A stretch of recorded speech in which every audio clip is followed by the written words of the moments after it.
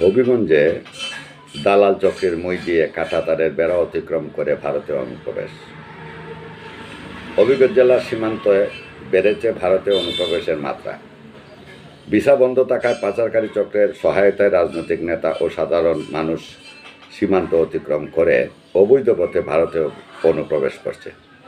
দ্বিগুণ টহল যোগদান করেও মানব পাচার ঠেকাতে হিমশিম খাচ্ছে সীমান্তরক্ষী বাহিনী।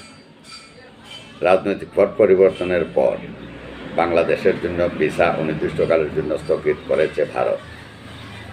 ফলে হবিগঞ্জের বিভিন্ন সীমান্ত দিয়ে ভারতে অনুপ্রবেশের মাত্রা বেড়েছে, যার মধ্যে সহজ পথ হিসাবে ভারতে গমনোচ্ছুদের সোনারঘাট ও মাধবপুর সীমান্ত এলাকাকে বেছে নিয়েছে। এতে সহজেই ভারতে পাড়ি জমাচ্ছেন বাংলাদেশিরা, আর এ কাজে সহযোগিতা করছে দালাল চক্র। সীমান্ত রক্ষী বাহিনীর তথ্য বলছে, গত 1.5 মাসে শুধুমাত্র মাধবপুর উপজেলার বিভিন্ন সীমান্ত থেকে 56 জন অনুপ্রবেশকারী এবং 2 জন পাচারকারীকে আটক করা হয়েছে। এছাড়া ওই সীমান্তে পাচারে জড়িত 14 জনকে চিহ্নিত করেছে বিজিবি। তাদের মধ্যে 10 জনের বিরুদ্ধে মামলা দেওয়া হয়েছে। তবে সোনারঘাটের সীমান্তগুলোতে এ পর্যন্ত কোনো অনুপ্রবেশকারীকে আটক ও দালালদের চিহ্নিত করার কোনো তথ্য পাওয়া যায়নি। স্থানীয়দের মতে নীরব ভূমিকায় রয়েছে বিজিবি। এতে করে সীমান্তগুলোতে বেড়েছে অবৈধ অনুপ্রবেশের মাত্রা। হবিগঞ্জ জেলার সঙ্গে ভারতের প্রায় 60 কিলোমিটার সীমান্ত রয়েছে। সোনারঘাট, মাধবপুর ও বাহুবল উপজেলার এই সীমান্ত এলাকাটি ভারতের ত্রিপুরা রাজ্যের সঙ্গে সংযুক্ত।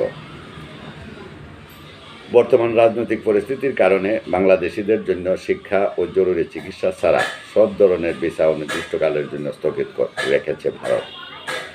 এ সিদ্ধান্ত হওয়ার পর থেকে এই সীমান্ত দিয়ে ভারতে অনুপ্রবেশের মাত্রা বেড়েছে।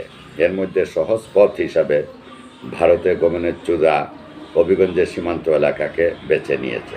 জেলার সোনারঘাট উপজেলার বাল্লা, দুধপাতিল, কিলাবাড়ি, গুইবিল, সিমটিবিল সীমান্ত ও মাধবপুর উপজেলার ধর্মগড়, মালঞ্চপুর, শিয়ালহরি, মোহনপুর, আলীনগর ও তেলিয়াপাড়া সীমান্ত এলাকায় সক্রিয় রয়েছে কয়েকটি পাচারকারী চক্র।